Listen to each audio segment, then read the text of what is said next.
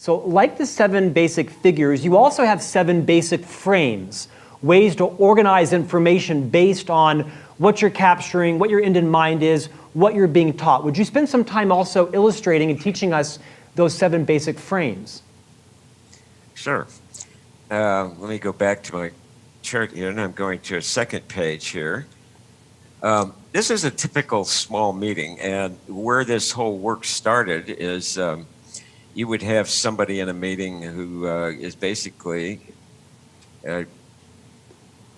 talking, and they're saying something, and the facilitator is then listening to what they're saying, and then making a choice here in my inner mind of how am I going to record this so that what the person is actually trying to say, which is the meaning of it, gets reflected back to the people in the room.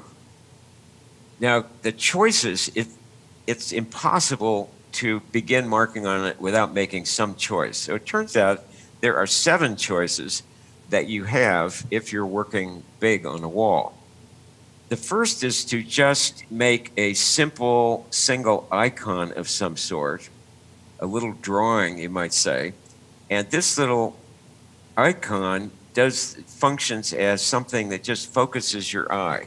So this is mostly used for titling or for something sitting out in the hallway as you're coming into a meeting, or something that's a poster to show what the meeting is about, maybe the purpose of the meeting. Now, if you don't know what people are going to say, you've got to choose between a list or a cluster. And this is kind of almost a left brain, right brain kind of thing. A list is just a linear sequencing of what people say. And what's great about it is nobody thinks you're adding any structure to it. They can just read down it.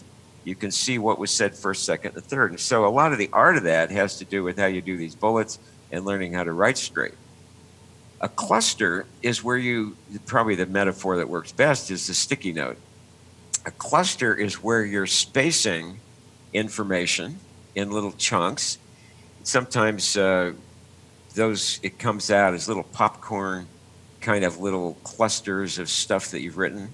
And what this does is it activates people's thinking, because it's impossible to look at a cluster without starting to triangulate and compare what's going on. So this activates thinking.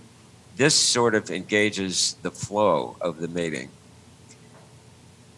The third choice is to actually put stuff in a grid. And consultants use 4-box models, many different kinds, where you have several categories that work, like new product, old product, new market, old market product. And where are you going to put your energy? Now, for a grid to work, you have to be very clear about what the categories are, but you are basically building understanding by crossing categories. And if the group understands the categories, this can be a very powerful way to kind of analyze something.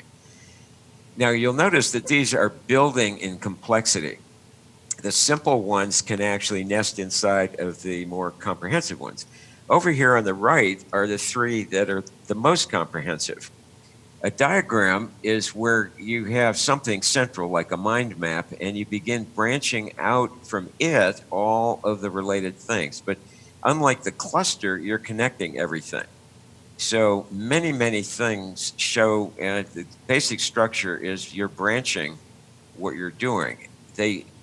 You grow understanding when you do a diagram, just like a tree would grow. You start at the beginning and you push it out. So there are actually many specific versions of this, like in total quality management, you might do a fishbone diagram.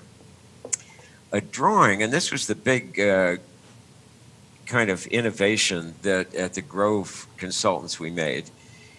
The drawing is where you add a metaphor to what's going on. A metaphor would be an analogy of some sort. So I've got this partially obscured here by my other things. So let me go up here. Metaphor would be, if I have a chart like this, the landscape would be a metaphor. So I might say, here's the sunrise over here, which is our vision. Here's the path to the vision. There are going to be some challenges that come in along the way.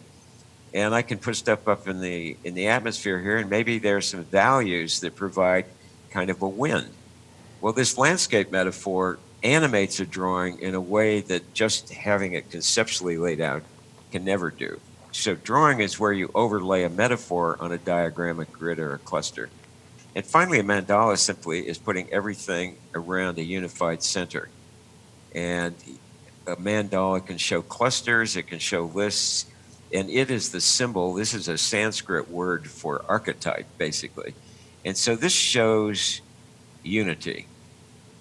And if you master these 7 formats or frameworks, you can handle any kind of meeting. And a lot of the art of graphic facilitation is matching the purposes that the people have in the meeting with the right kind of display.